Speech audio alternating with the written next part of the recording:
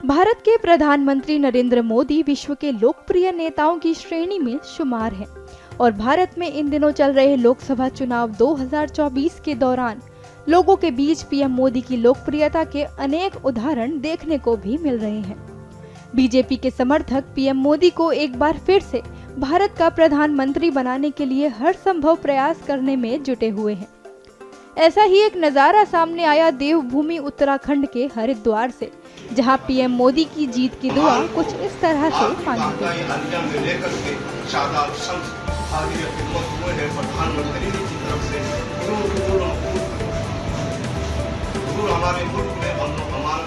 यह है हरिद्वार स्थित पिरान कलियर शरीफ में साबिर पाक की दरगाह, जहां लोग अपनी मन्नत लेकर पहुंचते हैं।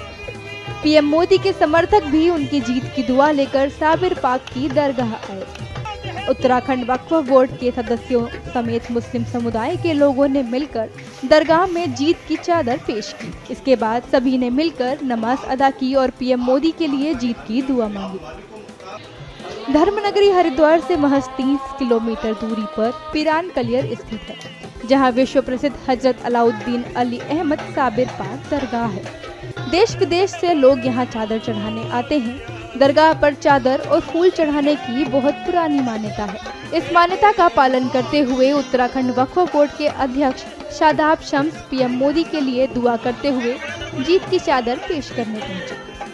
पीएम मोदी के कार्यकाल में मुस्लिमों के सुरक्षित होने की बात करने के साथ ही उन्होंने पीएम मोदी की जीत के बाद साबिर पाक की दरगाह में शुक्राने की चादर पेश करने की भी बात कही।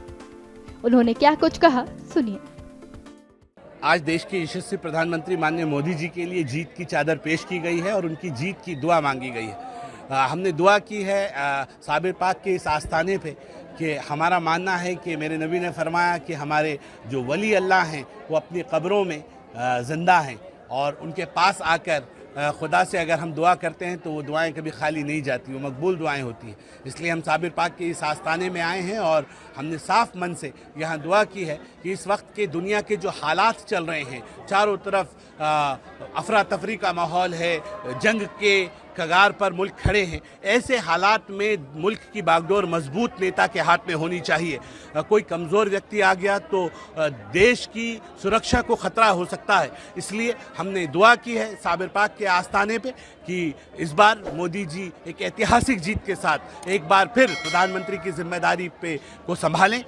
वो एक ऐतिहासिक जीत के साथ यहाँ आए, दोबारा वो प्रधानमंत्री बने। उत्तराखंड के अंदर 5 लोकसभा सीटें हम युवा मुख्यमंत्री के नेतृत्व में ऐतिहासिक वोट से जीत के आए। हमने दुआ की है और जब जब हमने यहाँ की दुआ मांगी है वो तमाम दुआएं मकबूल दुआएं हुई हैं। साबिर पाक ने हमारी तमाम दुआओं को सुना है। हमें उम्मीद है कि ये वाली दुआ भी साबिर पाक ज़रूर सुनेंगे और एक बड़ी जीत के साथ मोदी जी दोबारा प्रधानमंत्री बनेंगे और मुल्क की जिम्मेदारी को संभालेंगे, ऐसा हमारा मानना है। इंडिया गठबंधन की तरफ से लगातार कहा जा रहा है कि संविधान खतरे में है और जो हिंदुस्तान में रहने वाला मुसलमान है वो भी खतरे में है।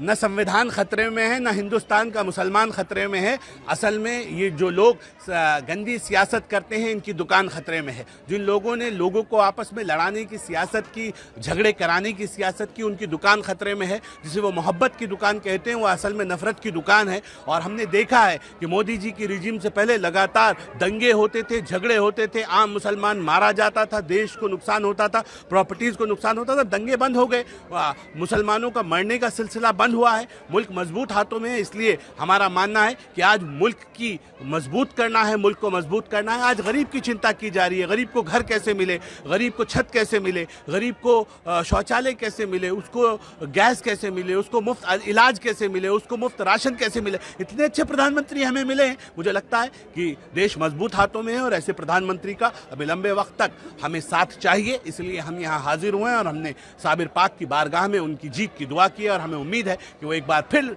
जीत के सेहरे के साथ जीत के आएंगे और हम फिर एक शुक्राने की चादर साबिर पाक के दरबार में लेके दोबारा हाजिर होंगे।